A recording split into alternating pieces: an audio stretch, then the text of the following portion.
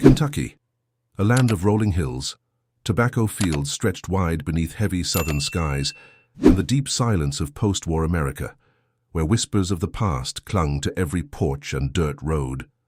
In this place, still bearing the scars of a nation divided, there existed families who built their reputations on land, labor, and secrets.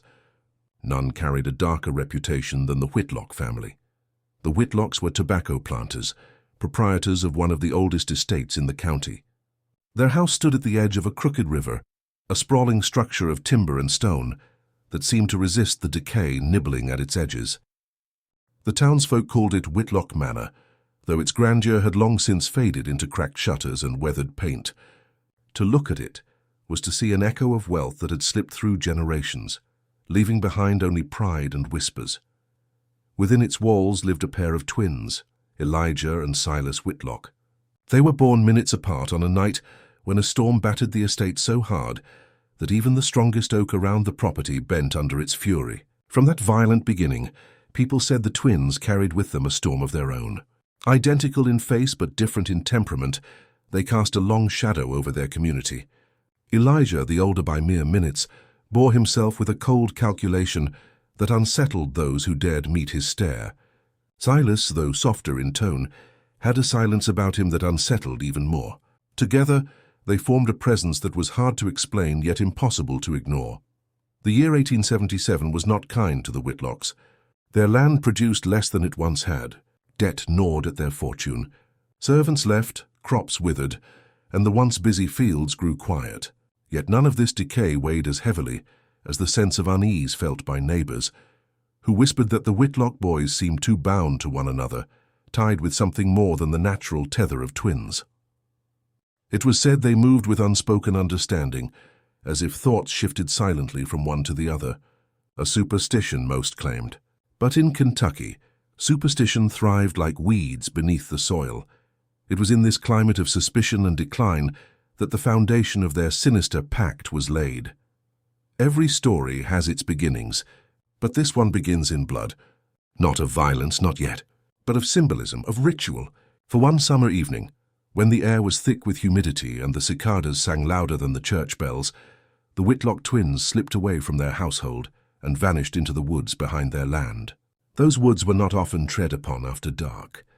Locals avoided them, muttering about old things buried in the earth, about shadows that lingered longer than dusk allowed. For Elijah and Silas, however, the forest was not a place to avoid, it was where they belonged. In silence they carried a knife.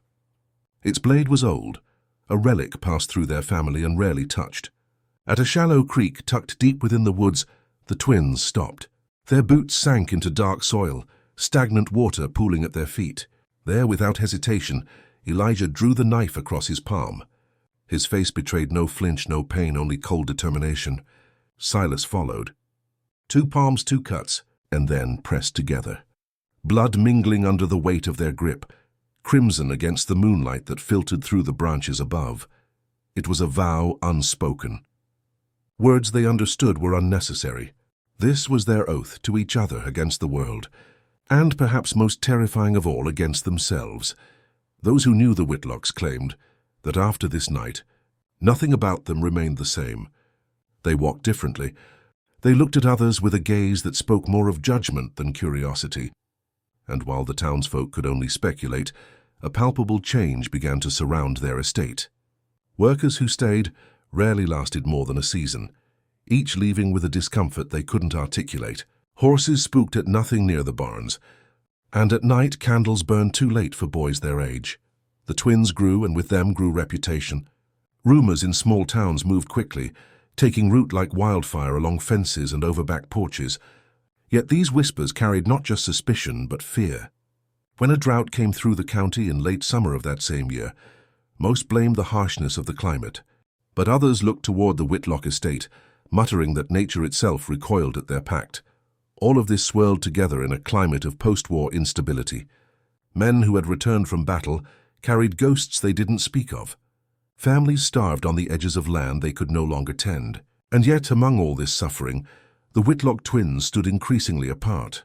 Even their own kin seemed dwarfed by their insistence on secrecy, on damaged rituals hidden deep in the woods, on moments of stillness that suggested they were listening to something no one else could hear. Kentucky, in 1877, was a place fractured by old loyalties and desperate for order. But the Whitlocks were not concerned with the politics of a wounded nation. Their interests turned inward, bound to one another and to a darkness that no one yet understood. And so, the oath of blood became the foundation of something that would one day unravel the balance of their world. Because a pact is easier made than broken. As the months bled on, and as the community tightened its suspicions, the bond between Elijah and Silas only deepened. Yet beneath that bond lay an undercurrent of danger, a current that even they could not fully measure. This was the year the shadows found them. This was the year that what began as a childhood vow would harden into something far more sinister. Their story was not one of fleeting rebellion, nor of innocent brothers bound by youth. No, this was something else. A bond carved in secrecy, written in blood, and sealed by forces that no prayer from the town's chapel could undo. And so, under the heavy Kentucky sun, the stage was set. The world would remember the Whitlock twins, not for their birthright, nor their estate, nor even for their resemblance, but for the bond that pushed them toward the edge of morality and for the consequences they could never have foreseen. Thus began the sinister pact of Elijah and Silas Whitlock.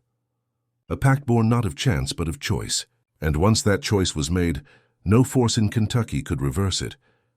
The weeks after the brothers' blood oath unfolded with a strange weight in the air, a gravity that seemed to anchor the Whitlock estate in silence. The summer pressed on in Kentucky, its heat suffocating the fields, dragging across the days like a heavy, unrelenting shadow.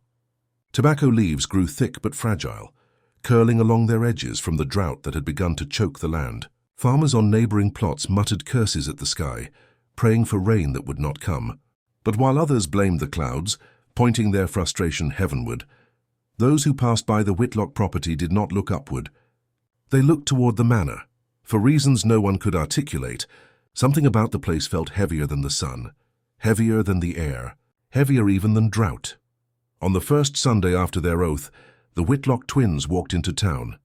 Boots caked with soil, faces calm but unreadable.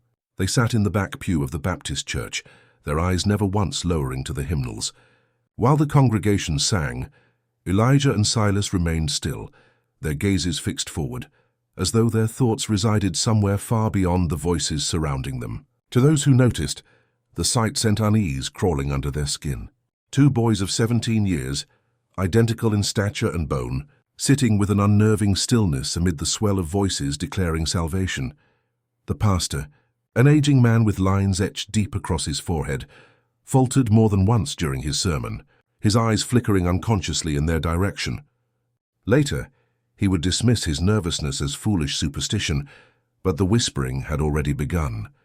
By the time the sun fell that evening, conversations behind shuttered windows carried the name Whitlock, alongside words like unnatural, strange, and wrong.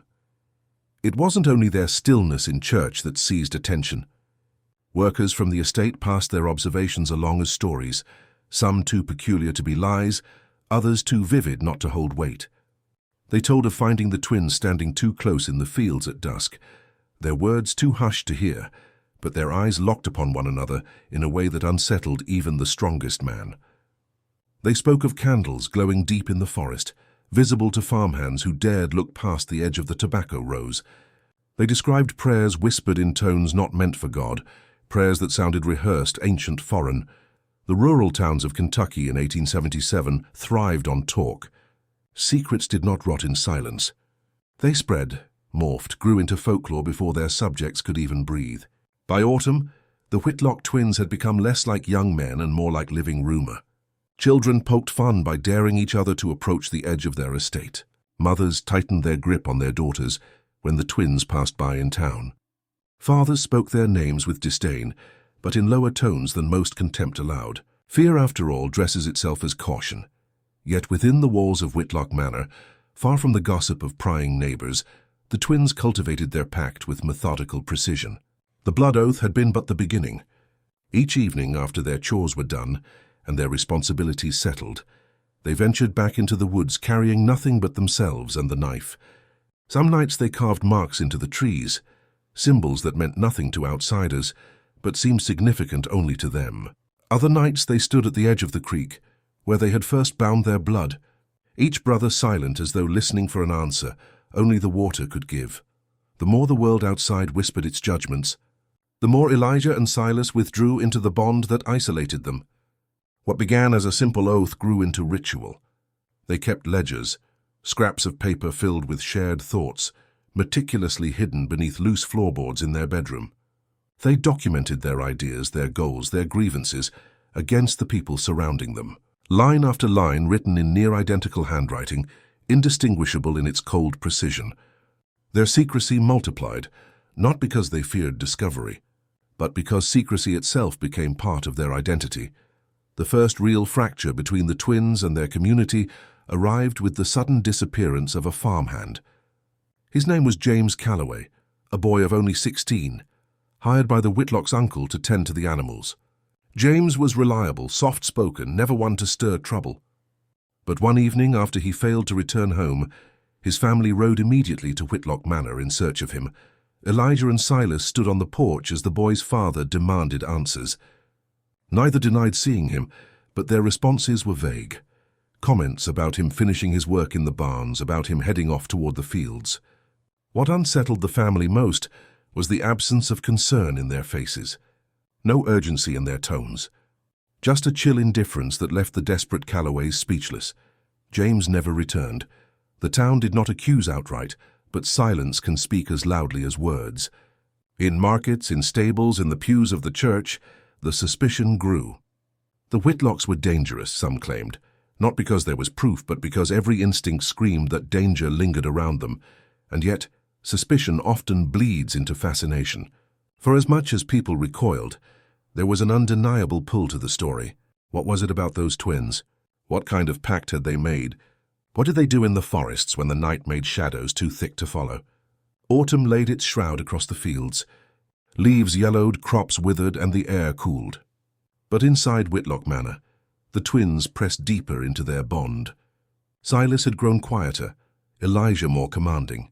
The balance between them shifted subtly but undeniably, and though neither confessed it, the weight of control tilted toward the older by minutes. He dictated when they would venture into the woods, what they would write in their ledgers, how their nights of ritual would unfold. Silas followed willingly, even reverently, but beneath this obedience stirred a complexity that no ritual could erase. There is no bond, no matter how tightly wound, without the strain of imbalance. Silas admired Elijah, yes, yet admiration can curdle over time into fear. And Elijah, in his certainty, demanded much, demanded loyalty, silence, and trust. More than brothership, more than kinship, more than blood. He demanded surrender, and Silas gave it. At least for now. Meanwhile, the town tightened its circle. Pastors delivered sermons with veiled warnings. Farmers crossed themselves when they passed the estate. Fear had begun to infect patience, and patience has a way of giving birth to action. The Whitlocks didn't yet know it, but resistance was forming. A resistance born not of proof but of unease. And unease in places like this carried its own gravity. On a cold night in late October, as the first hints of frost brushed over the riverbanks, Elijah and Silas once again returned to the creek with their knife. The moon shone clear this time, no storm in the sky, only a stillness broken by cicadas and the gurgle of shallow water. They stood at the forest's edge, knowing the weight of all that had changed. Their family reputation was cracked. Their neighbors regarded them with suspicion. Their farmhand had vanished under their employ, yet what they felt in that moment was not fear but power, because power is not always loud. Sometimes it is the knowledge that two young men could bind themselves together with blood and watch their community begin to crumble under simple suspicion. As Elijah pressed the blade once more against his palm, his steady eyes mirrored by his brother's, it became clear that this oath was no longer a ritual of childhood rebellion. It was a weapon. A pact sharpened by secrecy, and sharpened still by the silence of a town unwilling to accuse aloud. Blood touched blood again, binding once more what no man could pry open, and as their hands clenched and the night carried their unspoken vow, one thing became certain. The Whitlock twins were stepping beyond the threshold of family and into something far darker, something that, once begun, could not be undone. By November of 1877, the disappearance of James Calloway had ceased to be a fresh wound, but had hardened into something heavier: silence. The boy's family no longer visited the Whitlock estate to ask questions, nor did they implore their neighbors for help. Instead, their grief transformed into distance. They shunned the paths that bordered the Whitlock property, their lanterns no longer visible on late nights in the fields. It was as though their absence were a statement in itself, that the Calloways had buried not only their son, but their hope for answers. And in towns like this, silence carried more weight than accusation. To accuse was to ignite a fire one might not control. But silence pressed upon the community like ash. Some avoided the Whitlock boys with quiet haste. Others stared too long whenever they crossed paths in the market. No one spoke openly, yet every gesture, every hushed conversation said enough.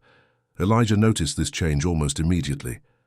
Noticed and welcomed it. He saw the way grown men averted their eyes in the streets, how women whispered behind store counters only when he passed out of earshot. He recognized in their silence a weakness, a refusal to confront, and in that weakness he felt authority. Silas saw it too, but his understanding was different. He felt not pride but unease. Walking with Elijah through town, he sensed the weight of being watched, of being followed by rumors thick enough to choke a man's breath. It unsettled him. Yet Elijah's stride only grew bolder, his gaze more unflinching. And so Silas tucked his uncertainty deep inside, where his brother could not see. Winter crept slowly into Kentucky. Long nights, shorter days, fields brittle and gray under the cold. Families kept to their homes, fires burning later, whispers traveling farther through the thin walls of weathered cabins. And though the town busied itself with survival against the cold, one theme always returned, just beneath the surface: the Whitlock twins. At the heart of these whispers lay contradictions. Some swore that both boys had been seen wandering near the river long after midnight, lanterns in hand, their shadows trailing unnaturally long against the icy ground. Others said they never saw both together, that in truth it was only Elijah, and worse, that he sometimes appeared without footsteps in the snow until he was already before you. Absurd tales, perhaps, yet in small towns, absurdity is often easier to believe than coincidence. The sheriff of the county, a man named Abram Lowe, felt the pressure of those whispers. He had no proof, no tangible evidence against the Whitlock family, and in truth, he had his own doubts about the Calloway disappearance. But doubt in the face of an entire community's unease begins to look like negligence. And so the sheriff found himself riding by Whitlock Manor more often than before. At first he justified it to himself as routine patrol. Later he admitted quietly to his deputy that it was not crime he was looking for, but simply a sense of what lingered there at night. And linger it did. The house carried an aura during winter that unsettled even the sheriff. It stood tall, dark against the pale frost of the fields, its chimneys breathing smoke into the night air. But always there seemed a shadow at one window or another, sometimes two, sometimes just one. It was as though the house itself bore witness to whoever dared look too long. Inside those walls, Elijah and Silas deepened their rituals. They began writing more extensively in their ledgers, cataloguing observations of family members, neighbors, and even the sheriff himself. Each entry carried not just detail but intent. Where Silas wrote cautiously, almost mechanically, Elijah's hand pressed harder onto the page, his words edged with disdain. He described the town not as a place of kinship, but as an obstacle. One to resist, even to dominate. It was Elijah who first suggested that their bond gave them power the town feared. Not simply strangeness, but a true leverage, a weapon sharpened by rumor and silence. "They will never accuse what they cannot prove," he told Silas once, not in spoken words but written in those ledgers. Silas read the words, felt a chill, but nodded anyway. To resist Elijah was to fracture the bond, and to fracture the bond was unthinkable. December brought a harsher cold than most remembered in years. Ice formed thick along the riverbanks, and travel became scarce. Farmers struggled to keep animals alive through the frost. Hunger gnawed at cabins, even as church sermons promised relief that never quite came. Amidst this suffering, the Whitlocks stood apart, their estate still dimly lit, their fields barren, but their table, it was rumored, never wanting. Whispers suggested they hoarded supplies. Others murmured of darker means, of bargains made in blood rather than coin. The Calloway family left town altogether before Christmas, their wagon trailing in silence down the frozen road without farewells. That departure cemented something in the minds of the community. Grief had fled, and what remained behind was fear. It was during this season of frost that Elijah began pressing the bond into new territory. His dominance over Silas was subtle at first, then sharper, more insistent. He demanded that Silas mirror him not just in ritual but in thought, that he write his words, repeat his phrases, carry his intentions as though they were his own. To an outsider, they might still appear two boys bound by closeness. But within their walls there was no closeness anymore. There was Elijah, and there was Silas, subordinate, obedient, tethered tightly by something deeper than brotherly duty. In the woods, this change became clearest. Where once they stood as equals before the creek, now Elijah commanded the knife, determined the pace of their vows, spoke what words were needed, or withheld them entirely. Silas cut when Elijah told him to cut, bled when Elijah told him to bleed, and pressed his palm against his brother's only when summoned to do so. Yet despite this submission, one subtle spark continued to flicker in Silas, and sparks, though faint, can smolder long before anyone notices the heat. By the last week of that bitter December, tensions in town reached unspoken breaking points. A calf slaughtered mysteriously on the edge of Williamson's pasture, its carcass found near the border of Whitlock land. Tools vanished from barns. Lanterns were seen burning in the woods after midnight, on frozen nights when no sane soul would wander. Each incident piled onto suspicion, until it no longer mattered whether the Whitlocks had been involved. Their guilt was assumed, carried in the frightened eyes of children, the muttered words of wives, the heavy nods of laborers gathered at taverns. Sheriff Lowe, with mounting reluctance, realized he could no longer remain idle. Just before the turn of the year, he stopped by Whitlock Manor. His knock echoed across the timbers, crisp against the winter air. Inside, Elijah and Silas appeared together at the door, their faces calm, their eyes too steady. The sheriff explained, in his voice of forced casualness, that the townsfolk were uneasy, that precaution demanded he inquire into recent disturbances. Elijah's answer was simple, polite, unflinching. He denied nothing, admitted nothing, and offered the sheriff a stare so cold that Abram Lowe found himself stepping backward unconsciously, as though retreat were the only logical course. He left without stepping inside, without searching, without pressing further. The sheriff would later curse himself for weakness, but in truth, few men in that county would have dared more, for strength is not always shown in numbers or fists. Sometimes it is the silence others give you, the space fear allows, and Elijah Whitlock understood this better than most. As 1877 gave way to the new year, a darkness had already settled over the Kentucky countryside, not in storms or wars, but in the steady, calculated bond of two brothers who had bound themselves in blood and silence. And while the town whispered, hesitated and recoiled, Elijah and Silas sharpened their pact still further, preparing to step into a year when silence could no longer contain what had begun. The winter of 1878 settled across Kentucky like a shroud, thick and suffocating. Snow came late but hard, covering the fields in silence, pressing the land into stillness. Smoke rose constantly from chimneys, curling through the frozen air, but in Whitlock Manor, the firelight glowed not merely for warmth. Neighbors who passed after nightfall claimed shadows, moved inside beyond the reach of candlelight, pacing, circling, unsettling. The Calloway boy was gone. The calf slaughter near the Williamson farm had gone unexplained. Tools continued to vanish from barns, and while suspicion had long haunted the Whitlock brothers, the town now reached a point where silence could no longer serve as shield. Whispers had become too sharp, too loud, cutting through taverns and church pews like the crack of splitting timber. One Sunday, during service, the pastor abandoned his usual rhythm. His voice trembled not with the promise of salvation, but with warning. He spoke of Cain and Abel, of families cursed by their own blood, of bonds not made holy but twisted, corrupt, violent. He never named the Whitlocks, but every soul in that cramped wooden church understood exactly whom he meant.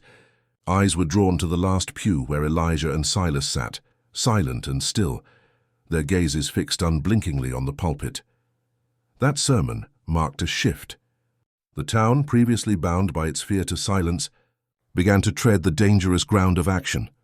Though couched at first in caution, men gathered more frequently at the tavern, their voices low, their tones heavy. The Whitlock estate came to dominate these meetings, its shadow hanging larger than politics, harvest or winter hardships. Farmers who once only whispered behind closed doors now murmured of plans, of solutions, of the necessity of facing what was festering among them, not because proof had emerged, but because fear itself demanded remedy. Sheriff Lowe found himself cornered into leadership he did not want. Pressure from the townsfolk was relentless, each face demanding he act in the name of order. Yet what evidence could he bring? A missing boy, tracks that melted in snow, lanterns spotted in the dark. Nothing more than shadows and silence. Still, silence breeds unrest, and unrest leads inevitably to rash decision. Meanwhile, inside Whitlock Manor, Elijah controlled the tides of ritual with increasing precision.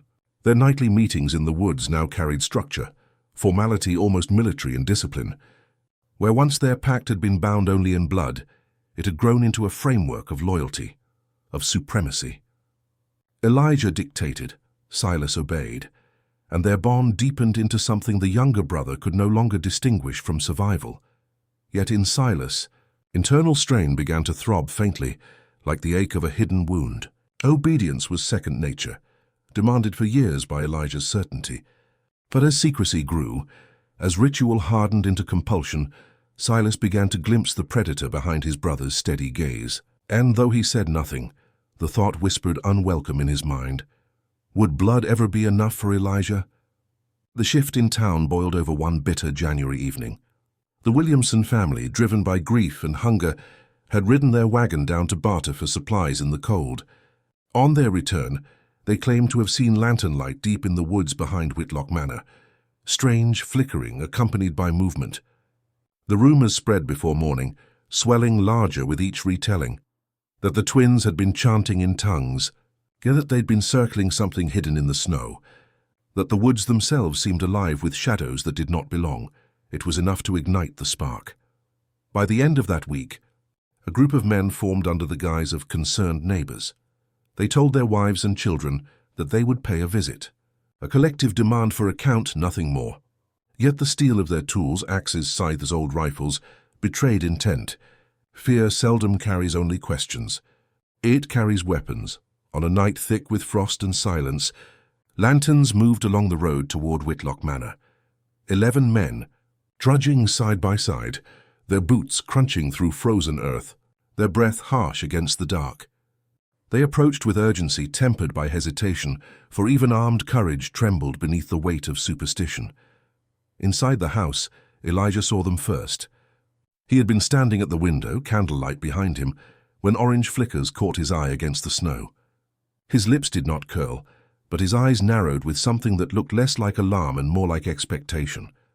"Let them knock," he said simply, though no one was there to hear. Silas appeared moments later, drawn by the sound of voices outside. He looked uneasy, though he remained still, trusting, if trusting is what it could be called, that Elijah would decide their course. The knock thundered through the wooden door like a drum. Sheriff Lowe stood at the head of the group, cover for what the others demanded. Answers. He called out, his voice steady though shaken by the cold and the weight of 11 men at his back. He requested they step outside. He requested but did not demand. Fear ensured he dressed his authority as civility. When the door creaked open, both brothers appeared in unison. They stood shoulder to shoulder, eyes steady, expressions unreadable. Neither shivered against the cold. Neither bowed beneath the accused weight pressing on them. To the men staring back, this composure felt less like innocence and more like defiance. The sheriff spoke of concerns, of missing livestock, of the vanished Calloway boy. His words sought neutrality, but behind him the crowd shifted impatiently, weapons glinting under lamplight. Patience was fragile. What they wanted, in truth, was a crack in the Whitlock's composure.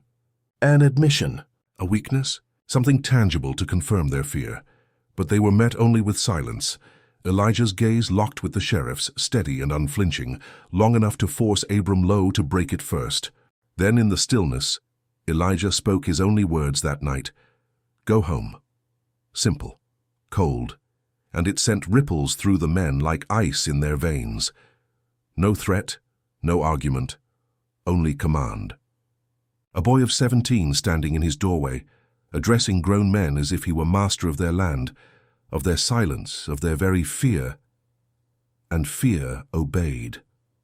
One by one, hesitation spread through the crowd. Their fists gripped tighter around their weapons, yet no strike came. Their lanterns flickered, heavy breaths clouded the air, but no step forward followed. The sheriff, shifting uncomfortably, gave the order to disperse before violence could begin.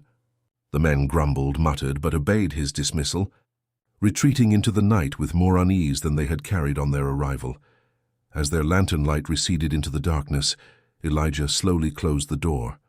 Silas, standing beside him, felt not relief but dread, for obedience from their enemies meant not safety but escalation. He looked at his brother, whose face bore no smile, no satisfaction, only calculation. The pact, Silas knew, had just deepened, not only between them, but between the Whitlocks and the entire town. The tension could no longer remain as whispers or suspicion. The town had knocked and been turned away like children from a gate. Shame burned in their retreat, and shame has a way of turning quickly to vengeance. By that night the storm had gathered. What it would unleash, neither Elijah nor Silas fully understood. But it would come, and when it did, the bond they had sworn in blood would face its truest test. When the group of men retreated from Whitlock Manor that cold January night, their boots pressing tracks into the frozen earth, the silence of their withdrawal carried more weight than words could have. It was not victory for the twins, though Elijah believed it to be. It was humiliation for the town, a humiliation that would not remain buried. By morning the tavern stirred with talk. The men who had marched up to Whitlock Manor returned not as conquerors, but as followers dismissed at a boy's command. Their wives listened in silence, their eyes sharpening with judgment at husbands who carried weapons yet brought back only shame. Children whispered about it in alleyways, laughter mingling with fear, and among the men themselves the bitterness hardened into something more dangerous. Regret is a quiet burden. Shame is a weapon waiting to be used. Sheriff Lowe sensed it immediately. He knew the crowd would not remain patient under humiliation. At the tavern that night, voices rose louder than the crackling of the hearth. Some swore the Whitlocks mocked them openly from their windows. Others claimed their retreat had marked the town as weak, in the eyes of boys who played at being masters. Arguments escalated over ale and tobacco smoke, until fists slammed tables and oaths were spoken that no further patience would be afforded. Men like Williamson, whose calf had been slaughtered, spoke with venom. "If the sheriff won't act," he muttered, his rough-knuckled hands clenched around a mug, "then we will." And so the consensus formed, not openly declared, but understood among nods and sharp silences, that retaliation would take shape, not with confrontation at a doorstep, but with sabotage. By the second week of January, traces of it began. The Whitlock barns were found one morning with doors unlatched, horses loose in the fields, panicked, their hooves tearing the frozen ground. Feed sacks had been slit open, spilling grain useless into the mud. One wagon's wheels were removed in the night, left in piles beside it like ritual offerings of insult. To most, these might have seemed simple pranks, even childish acts of revenge. But to Elijah they were declarations. The town, too fearful to face them in daylight, had turned to cowardice under darkness. "Elijah," Silas said, his voice low when they stood inside the barn surveying the spilled grain. "They'll keep pushing. They already push," Elijah answered. His tone did not carry anger but certainty. "They show their weakness each night. They skulk like thieves. They cannot face us. We need only endure." But Silas's unease grew. He had expected vengeance, yes, but not so soon, not so directly. The pact he had bound with his brother was made in silence, under moonlight, hidden from the world. Now the world pressed back harder, sharper, and, though his loyalty held, a steady chord of dread had begun its solemn music inside him. The next act came not against their estate, but against their name. In town, the pastor raised his voice higher than ever, his sermons now punctuated with calls for purity, for resistance against unnatural ties. Though he never named the Whitlocks, no one doubted his meaning. Mothers whispered to one another during market, "Stay clear of the twins. Don't let your sons follow their example." Fathers pulled their children closer when Elijah and Silas passed, as though the very air around them were poison. The shift from suspicion to exclusion was complete. Elijah bore it with a hardened face, carrying himself through town as if every eye that avoided his was a crown upon his head. To him, isolation was not exile, it was proof of dominance. They feared him. They feared both brothers. And fear meant power. Silas, however, did not feel power. With every glance averted, with every murmured curse, he felt the ground beneath him loosen. The bond he shared with Elijah had made them untouchable within their own secrecy. But now that secrecy had become a stage, and the audience watched relentlessly, hungrily, for cracks that Silas feared would come, the next blow from the town came in fire. It happened on a quiet night toward the end of January. The frost lay heavy, the river shimmering with ice, when a faint glow lit the night sky behind Whitlock Manor. One of the storage sheds, an older structure filled with tools and feed, was burning. The flames rose quickly, consuming dry timber crackling into the silence. By the time Elijah and Silas reached it, the roof had already collapsed inward. They could do nothing but watch the fire roaring defiantly, casting shadows across their faces. On the far ridge, barely visible against the dark horizon, figures moved. Lanterns carried in retreat, men slipping into the safety of night after unleashing their vengeance. Silas's chest tightened at the sight. Here was open declaration. No mere prank, no theft, no mocking gestures. This was war in its first breath. Elijah's eyes, however, reflected not fear but something akin to satisfaction. The light of the fire gleamed against his steady gaze as he whispered what Silas would never forget. Now they reveal themselves. But Silas knew the revelation cut both ways. The town had shown their hostility. The Whitlocks, in turn, now stood apart from the community entirely, marked by the flames that devoured wood and feed alike. There was no path back to silence, no space for denial. In the days that followed, suspicion did not fade. It hardened into certainty. The fire became a story woven into tavern talk, retold in houses and along fences, not as crime but as justice. And with each telling, the Whitlocks became less like neighbors and more like a curse in need of breaking. Sheriff Lowe tried to temper the talk, but his words fell flat. Each day he rode past Whitlock Manor. Each time he felt the prickle of unseen eyes watching from within those walls. His own resolve faltered. The truth, as he saw it, was bleak. The law had no place here anymore. The conflict had moved beyond proof, beyond justice. It was sliding into something rawer, older, a struggle between fear and defiance. For Silas, the aftermath of the fire brought sleepless nights. He could not extinguish the image of the flames, of the retreating figures with their lanterns in the dark. He imagined faces among them, Williamson perhaps, or others hardened by grief. He wondered how long before they did not stop at burning sheds. And though he remained faithful to Elijah, the thought circled unbidden in his mind. What if Elijah's defiance brought not power, but ruin? Elijah, meanwhile, sharpened their rituals further. Nights in the woods grew longer, their ledgers filled with new entries that spoke not only of secrecy, but of conquest. He recorded the names of men he believed responsible, marking their habits, their routes home from taverns, their fields along the edge of Whitlock land. These were not idle words. They were plans, careful and deliberate, a reckoning crafted with each stroke of ink. And as Silas read these words beneath the dim candlelight of their room, his dread grew deeper. Where he had once followed Elijah with blind faith, now he began to question, not aloud, but in the privacy of his own heart, whether the blood pact had created a bond that demanded loyalty, or a chain that bound him against his will. By February, the town no longer regarded the Whitlocks as boys, nor even as objects of suspicion. They were seen as a threat, one that had to be addressed.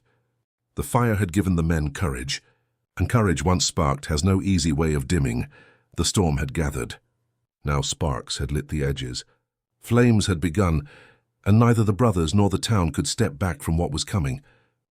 By the time February's winds cut cold across Kentucky, the Whitlocks' feud with the town had ceased to be rumor and fully entered the realm of confrontation. The fire that had consumed the storage shed did not isolate the brothers. Rather, it marked a beginning. What lingered beneath the surface now bared its teeth. The town had crossed the threshold of silence. And silence, once broken, can no longer be mended. In the tavern, the gossip hardened into plans. The group of men who had once trudged up to the manor returned again and again to their talk, each visit sharpening their anger like blades. Williamson's voice always carried strongest, his grief over slaughtered livestock having curdled into fury. Others followed him more from fear than loyalty, but in groups like these it matters little why men gather, only that they gather. By mid-February, their patience was gone. "The Whitlocks won't stop until someone makes them," Williamson declared, his hand slamming the oak table so hard that mugs rattled. And though the sheriff sat nearby, listening silently, Lowe offered no denial. His face remained heavy, his eyes weary. Law had become a frail thing in the face of mass suspicion, and so the plan formed. If the Whitlocks could not be confronted openly, they would be bled slowly, piece by piece, cut down through sabotage and stealth, until what remained was weakness enough to crush. The first strike landed sharper than before.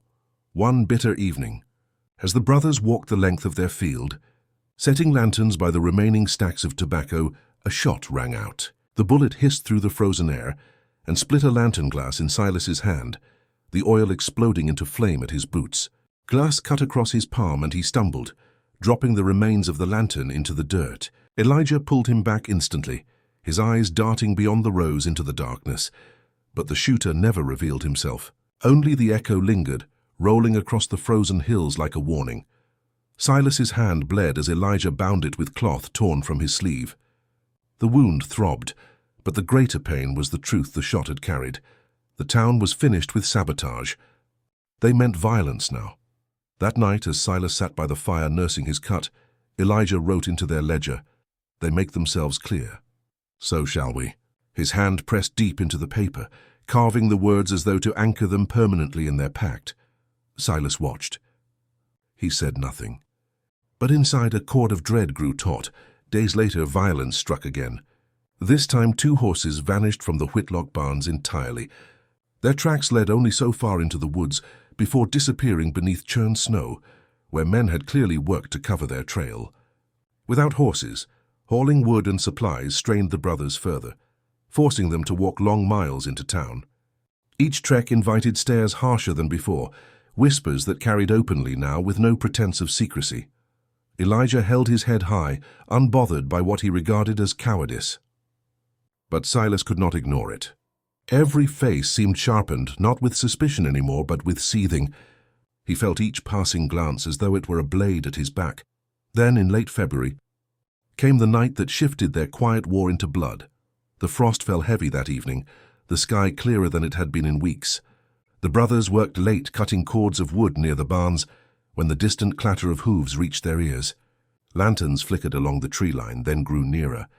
At first 4, then 6, then 9 men emerged, faces hard as the frozen dirt beneath them.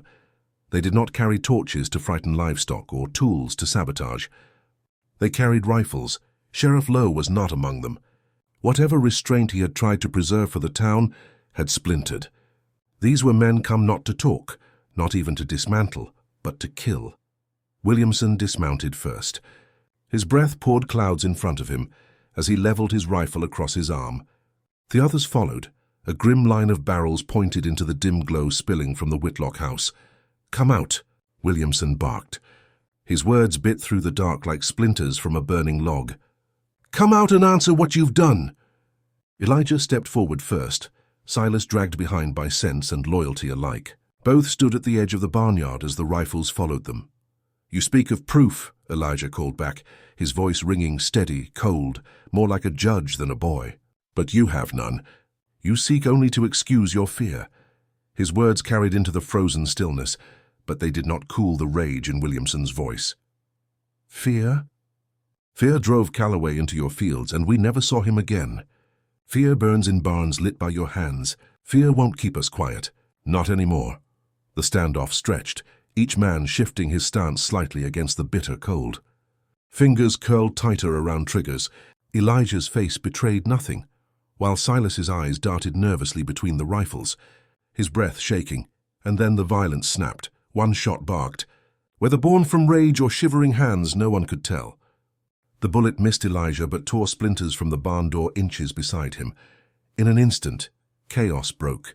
The brothers fled into the barn, rifles cracking behind them, bullets striking dirt, wood, stone. Horses inside screamed against the gunfire. Silas stumbled against a low beam, his wound flaring from his earlier cut, but Elijah pulled him on, dragging him into the shadows as gunfire shattered more boards. The barn filled with smoke and acrid powder, each shot echoing like thunder. The men outside shouted, some demanding they rush in, others warning to hold back. Their hesitation kept them at bay, but the gunfire continued, blind shots tearing through timber. At last silence fell when their powder was spent. The barn door hung crooked, riddled with holes. But from within, no cry, no sound, no surrender. When Williamson dared peer inside, lantern trembling in his hand, the barn was empty. The twins had slipped out the back through the stalls, vanishing into the woods under the cover of tangled frost. The attackers grumbled curses, kicking splintered wood, their rage boiling for want of blood. In their retreat, they swore this night marked not the end but a beginning, for the Whitlocks had survived, which meant they must be hunted further. That night, deeper in the forest, Elijah and Silas crouched by the frozen creek, their breath ragged, their bodies stiff with cold. Silas's every nerve quaked, not merely from fear but from the realization that their bond had no longer bound them in secrecy. It had flung them into open war. Elijah's eyes gleamed faintly in the moonlight. "Now it begins," he said. Silas knew it was true, and he knew with sick certainty that Elijah welcomed it. But Silas? For the first time he was not sure.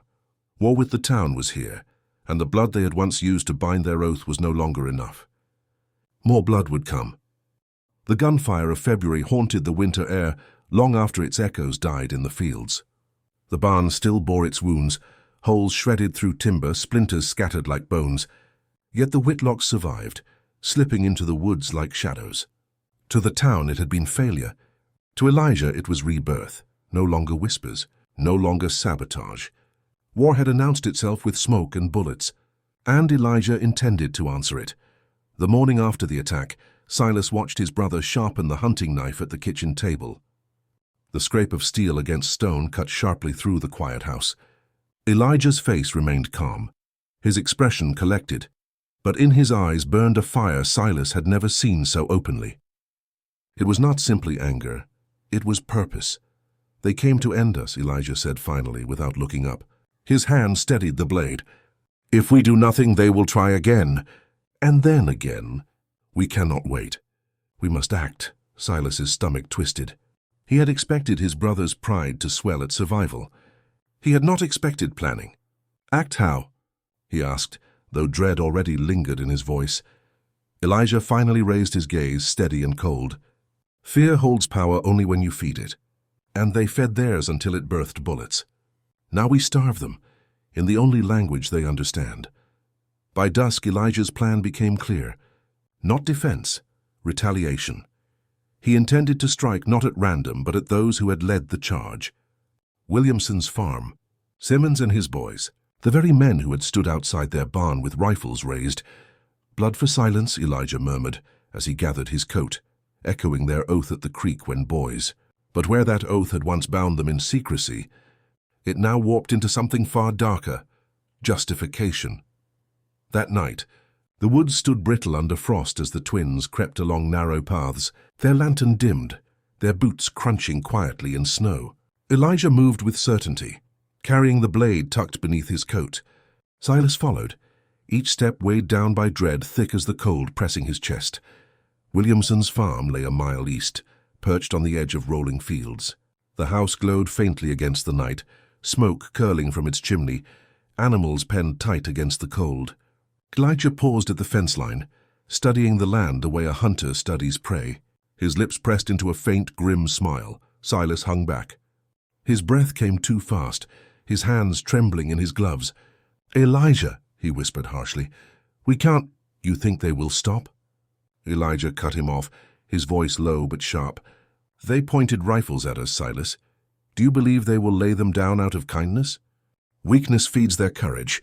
Tonight we teach them emptiness." Before Silas could argue further, Elijah slipped quietly through the fence and vanished across the frost-bitten dirt. Silas's body quaked, not only from the cold but from the weight of hesitation. Yet loyalty, as it always did, chained his feet, forcing him after his brother. The Whitlocks did not rush into Williamson's farmhouse. That was not Elijah's way. Instead, he struck elsewhere, at the barn where the cattle lowed softly in the night. Wrenching the lock from the door, Elijah prowled inside. Silas stood frozen at the entrance as his brother moved swiftly, slicing through feed sacks, scattering grain across the floor. The knife flashed again at the tethering ropes, loosing terrified livestock. The cattle burst into chaos, hooves pounding, horns striking walls, the barn trembling with panic as Elijah swung the lantern he had carried and spilt oil across the hay. With ruthless precision, he shoved the flame into it, and fire tore upward through the dry straw in roaring hunger. The animals screamed, bolting into the night as flame engulfed beam and roof. Shouts erupted from the farmhouse as Williamson and his sons spilled out into the yard. Their voices carried panic, confusion, horror. Silas stood still, his legs rooted in shock as orange light painted his brother's face into something monstrous, sharp, determined, terrible. Elijah turned from the blaze, his eyes gleaming. "This," he hissed, "is how they learn." The brothers slipped away before the men could rally, vanishing into the frozen woods as fire devoured Williamson's barn behind them. By morning nothing remained but blackened timbers, scattered bones of livestock trampled or burned. The entire town heard of it before midday. First whispers, then roaring rumor. For Williamson, it was ruin. For the people, it was confirmation. Confirmation that the Whitlocks were no longer boys, no longer merely disturbing but dangerous. If some had hesitated before, none did now. The line had been crossed on both sides. For Elijah, the destruction was not revenge but strategy. "Strike the leader," he told Silas, "and the others weaken." He wrote it in their ledger in firm strokes. One scar silences 100 whispers. His confidence swelled with each word, his certainty growing until it consumed him entirely. But for Silas, the barn flames burned in his mind long after the smoke left the fields. He dreamed of cattle screaming, of fire sparking in reflected eyes, of Williamson's voice cursing against the night. When he woke, sweat chilled his back despite the winter air. He looked to his brother and said nothing. As always, the town did not idle. Days later, Williamson limped into the tavern, face blackened with soot, his coat ragged, his eyes burning with vengeance. "They struck back," he said simply. "Now we strike harder." There was no more hesitation, no more whispers. The town demanded blood in return for fire. By the end of February, it was clear. The feud had now become war. Not with declarations, not with law, but with silent escalations that grew sharper each time.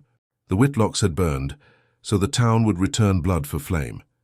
Elijah waited for them, unflinching. "Let them come," he murmured more than once at the creek. "Every step they take toward us we repay in kind." Silas listened, nodding even as fear chewed his insides raw. For the first time, doubt swelled against loyalty strong enough to make him wonder. Had their oath turned from protection into curse? Yet no thought, no fear, no doubt could break what bound them. Whether by will or chain, Silas followed Elijah back into the woods, waiting as the town steeled itself for the next strike. The fire had set the course, and blood would surely follow. The fire that swallowed Williamson's barn had changed everything. To the town it confirmed what many had whispered for months, that the Whitlocks were not merely strange boys bound too tightly, but a danger, one that had reached beyond superstition into violence. Livestock lost to flame could be tallied, barns rebuilt, reputations salvaged, but what it stirred in men was vengeance. And vengeance rarely ends in the burning of wood. It ends in the spilling of blood. The tension grew unbearable in those last brittle days of February. The tavern filled nightly with talk not of weather nor harvest, nor even of debts, but of war. The war of Whitlock against town. Men clenched their mugs harder, voices low but sharp. Mothers pulled children closer in markets, faces pale with fear. The air itself seemed heavy with anticipation. Elijah sensed it. He thrived on it. Every whisper against them, every look sharpened by hatred. He absorbed as though it were confirmation of what he had believed since the oath was bound. That they were no longer two boys surviving in the decay of a failing estate, but something more. Something feared, something inevitable. Silas, however, felt the pressure in his bones with crushing weight. He carried the screams of Williamson's cattle in his dreams, the fire's reflection sparking in Elijah's eyes. Yet even so he could not step away. The pact, written in blood at the creek so many months before, held him like iron. To break it would mean betraying Elijah. To betray Elijah was to betray himself.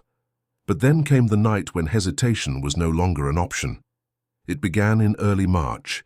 The moon lay thin and pale above the frost, the earth brittle underfoot.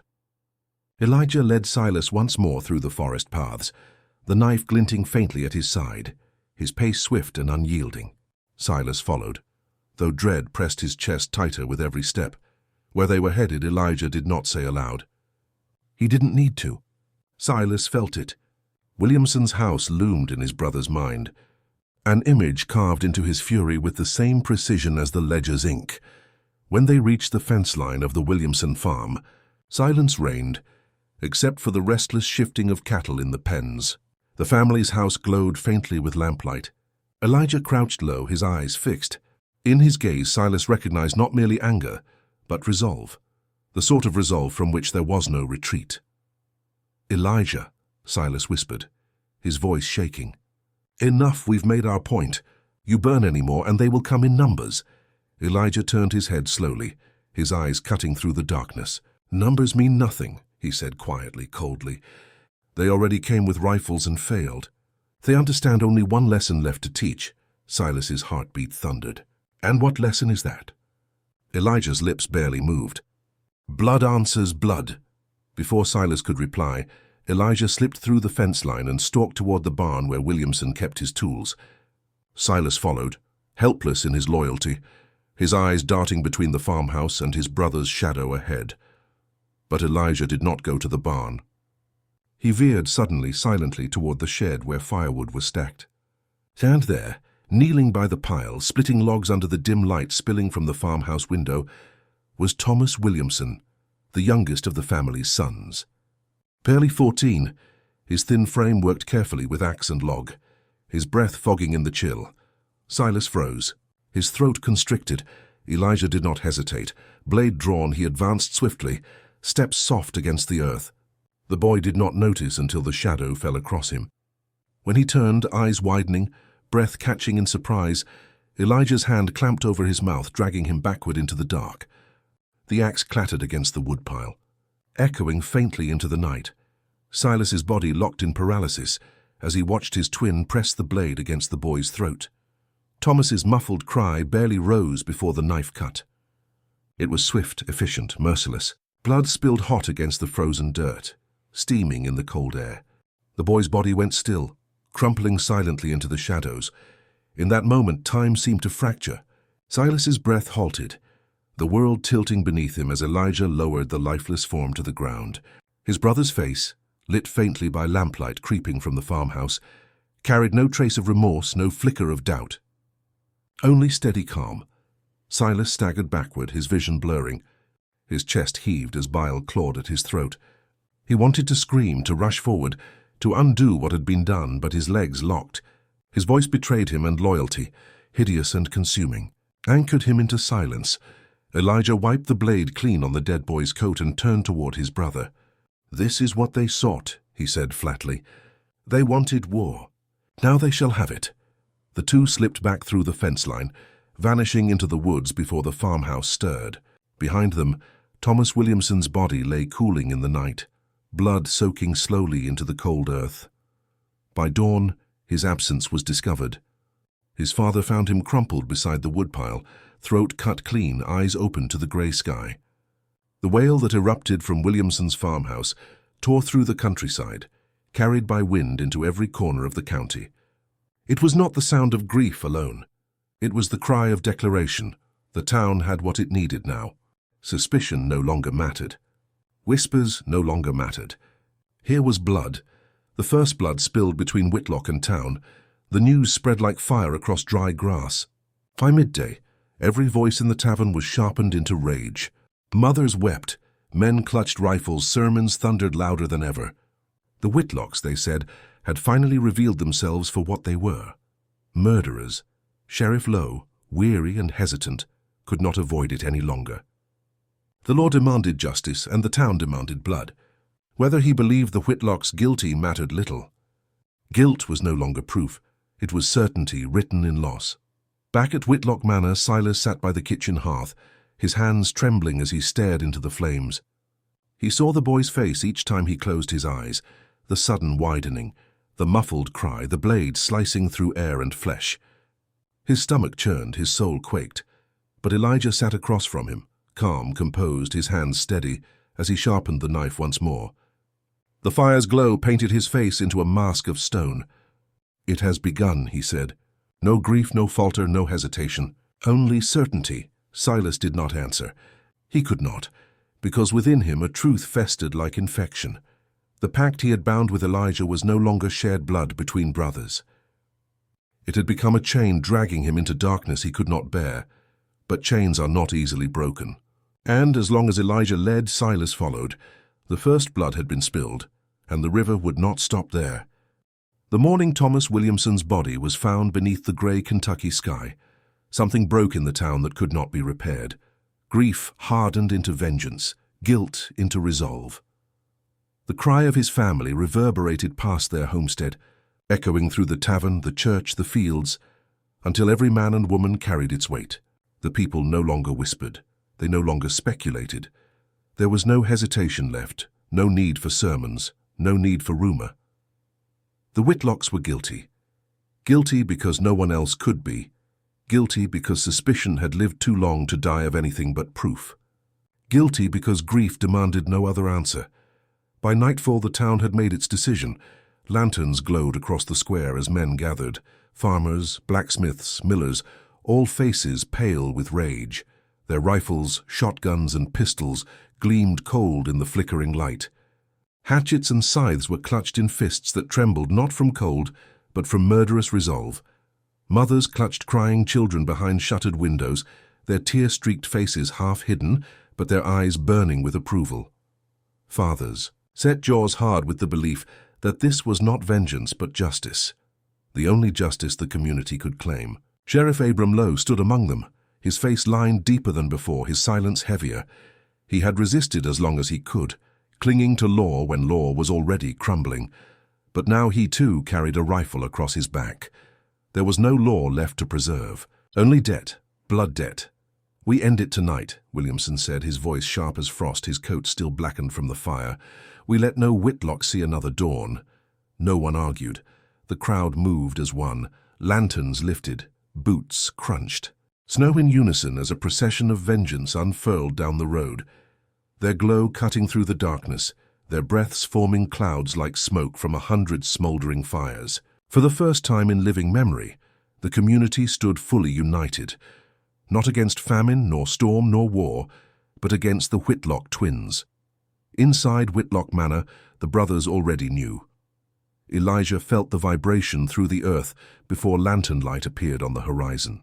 He stood at the window, staring into the growing firelit procession, his lips curving faintly, not with joy, but with grim satisfaction.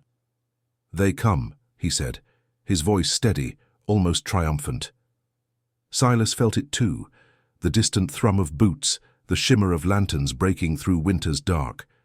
His heart pounded loud enough to drown the house's silence. His stomach twisted, bile rising. He pressed his hand against the cold wall, his breath trembling. "There's too many," he whispered.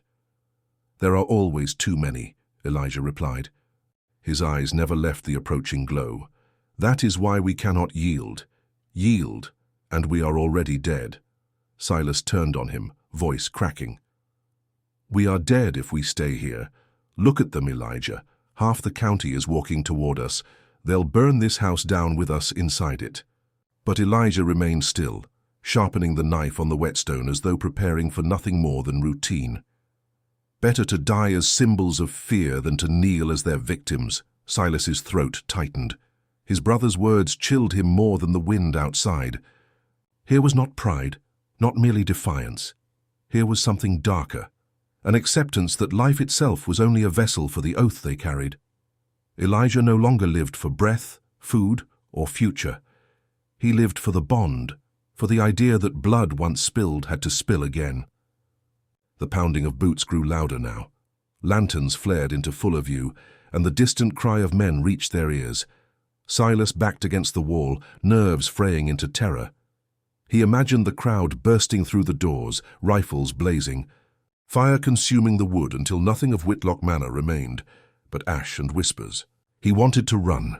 For the first time in his life, he wanted to abandon his brother, break free, flee into the woods until the town tore the estate apart. Better to carry the shame as a fugitive than the weight of a grave. But as always, he could not. Chains hold tighter than muscle, tighter than rope, and the Pact had bound him long before this march ever began. The lanterns reached the edge of the Whitlock property, men fanned out across the yard, rifles raised, eyes sharp with fury. Williamson stepped forward, his voice thunderous. "Whitlock's murderers, come out and face judgment." His words cracked against the night like a whip. Behind him, voices cried their anger. Fists rose, weapons glinted. Inside, Elijah closed the ledger for the last time. He slipped the knife into his belt, straightened his coat, and placed his hand upon his brother's shoulder. His face carried no fear, no hesitation. Only resolve. "They wanted blood, Silas," Elijah whispered. "We will give it to them." The door creaked open, and the night inhaled. The crowd surged in a roar as Elijah and Silas stepped out onto the porch. Two brothers, identical in face, yet carved apart by soul, standing on the crumbling wood as the tide of their enemies gathered before them.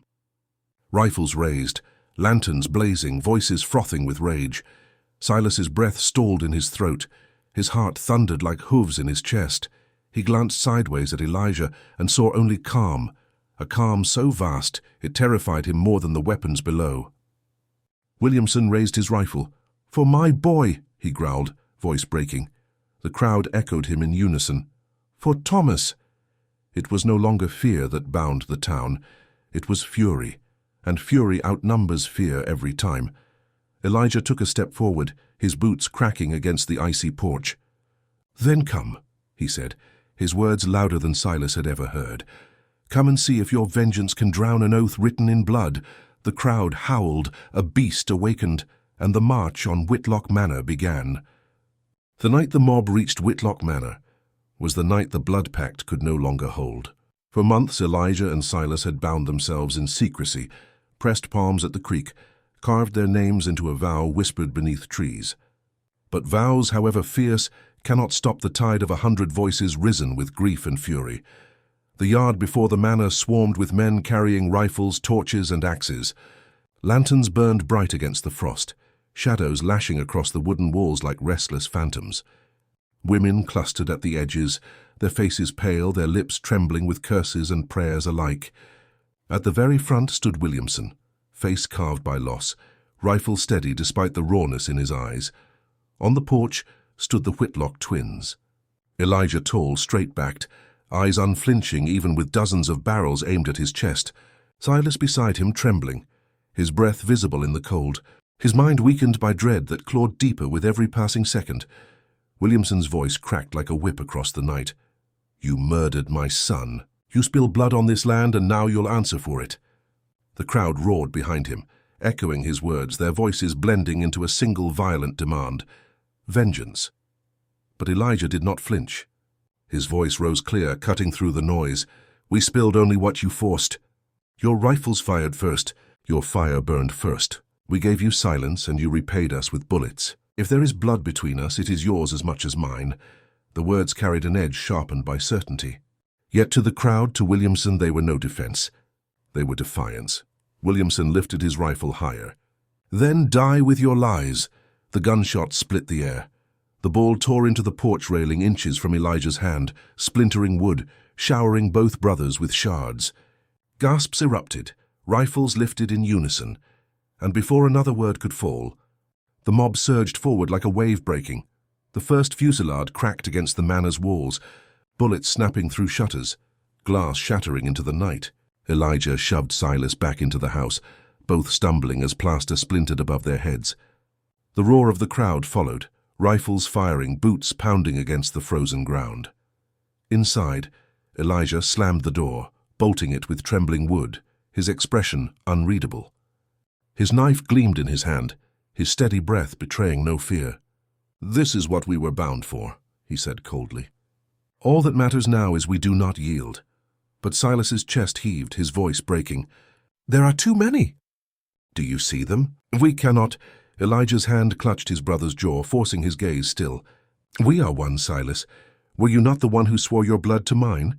This is our test. To break now is to betray everything we are. Silas shut his eyes, trembling, terror and loyalty tearing him apart. When the next crash erupted against the outer wall, Elijah dragged him toward the staircase.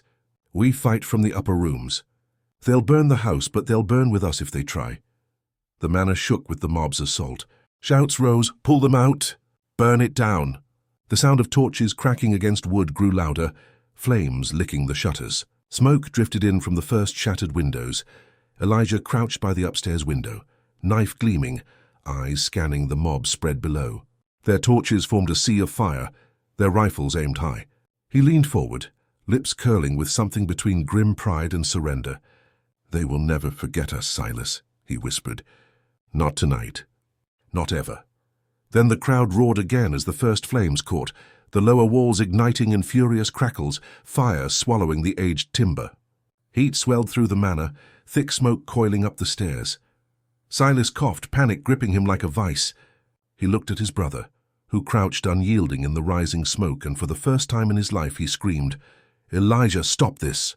Elijah's eyes flickered briefly, startled by the tone, but no surrender entered his face. Not grief, not doubt, not even recognition, only cold steel. "There is no stop," he said. "There is only the Pact." Shouts rose below.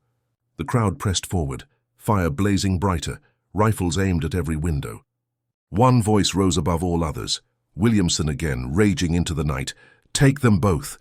Take back what they stole!" Elijah raised his blade, his face catching the firelight, his voice strong. "Then come through fire for us." But Silas staggered backward, choking on smoke, tears streaking his smoke-scorched face. For months, for years, he had followed his brother. Followed through blood, through pact, through silence, through fire. But now, surrounded by flame and hate, he saw the truth with clarity that seared worse than the smoke. The pact had not bound them together. It had chained him to Elijah's madness, and the only way to break free was to break Elijah. With trembling hands, Silas reached for the pistol left on their father's old desk upstairs. He scarcely remembered loading it. The roar of the mob below drowned his thoughts. The crackle of fire pressed him forward. He raised it toward his brother, his heart fracturing, his breath collapsing. "Elijah," his voice shook, breaking. His twin turned toward him, eyes unwavering, steady and proud even in the face of fire. For the first time, Elijah looked almost human. Not as symbol, not as oath, not as predator. For the briefest flicker of silence, it was only two brothers again.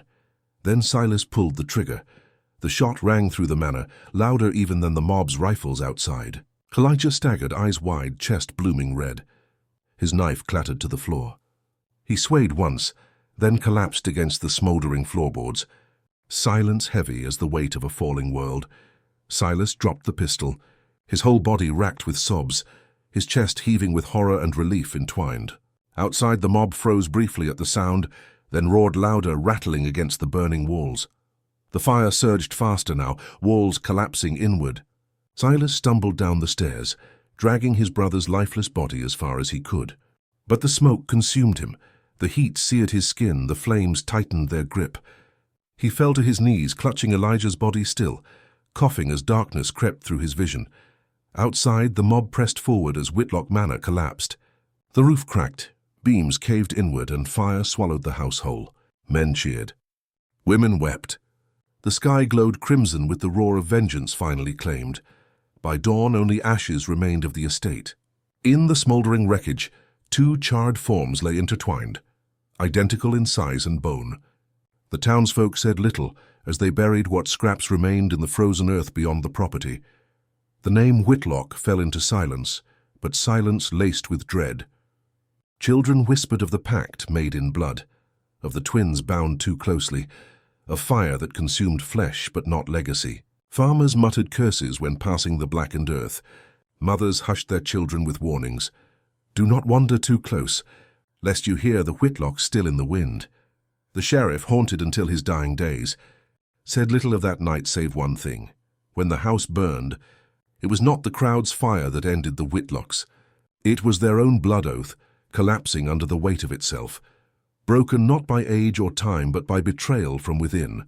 The sinister pact of Elijah and Silas Whitlock had ended where it began, in blood. But in every shadow across Kentucky, in every whispered rumor that survival breeds, their story remained.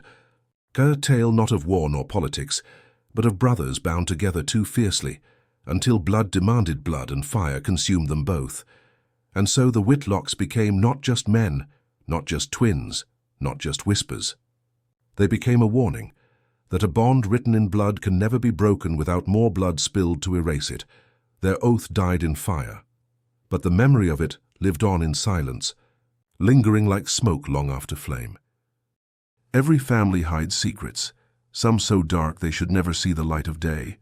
Here, we open the doors to those shadowed pasts, uncovering hidden crimes, silent pacts, and stories that echo like ghosts through the halls of memory. If you've made it this far, it means you also carry that forbidden curiosity. So don't hesitate.